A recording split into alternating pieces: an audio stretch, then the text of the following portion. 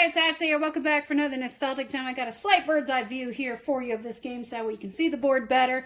This is from 1990 from Milton Bradley. This is called Curse of the Idol. Now, it probably looks a little bit similar to Forbidden Bridge that also came out from Milton Bradley, but Forbidden Bridge came out in 1992.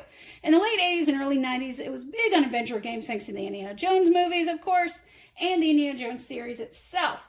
So you remember Forbidden Bridge from 1992? Well, from the same company, we have Curse the Idol from 1990, where it had basically the same premise. You're just not crossing a bridge, but you're trying to get up to the idol head, of course, to get some type of stone. And this one, it's called the Bloodstone. Now, the difference also here is you have a villain that's going to join in here. So as you can see here, this is how you're going to work your way through the game, is on a board with, of course, dodging water and going through the jungle and everything like that. Now, in the end, the goal is, of course, to reach the idol and place your sword in there that you get from this here. Now, these gears do turn, where if you land on a spot that shows a gear, you must turn these. This will determine part of your path and getting into the temple part as well. And to get to the stone before the villain does, and you can play as the villain. There's a spot here where you place the sword in, turns, you place the sword in, and out pops a stone. Now, for me personally, the game was pretty cool. Thought it was neat, very similar to Forbidden Bridge. They both had similarities, but also both were pretty fun. The good part, of course, like this game, just like the other, there are no batteries required. The downside for this one, of course, is setting up the walls. The posts here weren't too bad to get into place, but getting the walls clipped just right could be a little problematic. And then the other part, the stone is easy to place in the idol, as you can see here. But the problem is, once you get the stone in, you have to carefully shake it so that way it lands in one of the little slots. Because, I'm going to take this off here and show you something. Back here, they're the little slots here, as you can see, where the stone will be held on.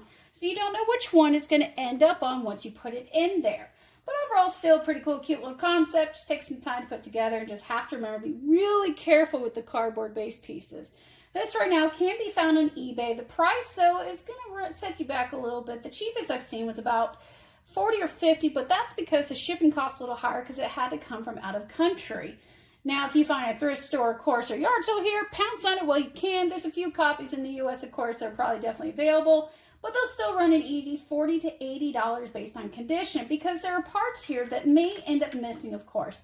Like for the stone here, this little that holds a sword, I noticed in several editions online that this one here, top piece, was normally missing, or the inner washer, which generally holds the sword place in line with the gears. However, you can kind of play it without the lower washer, but you have to have the top piece at least and this other holder here.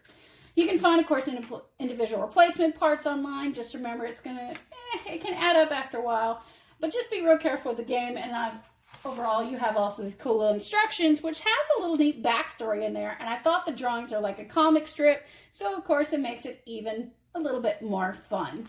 Until next time, guys, I have a lot more nostalgic time coming up for you, of course. And don't forget to check out, we have game recordings coming up on YouTube and more growing up in the 1990s on TikTok. And until next time, guys, I will see you later.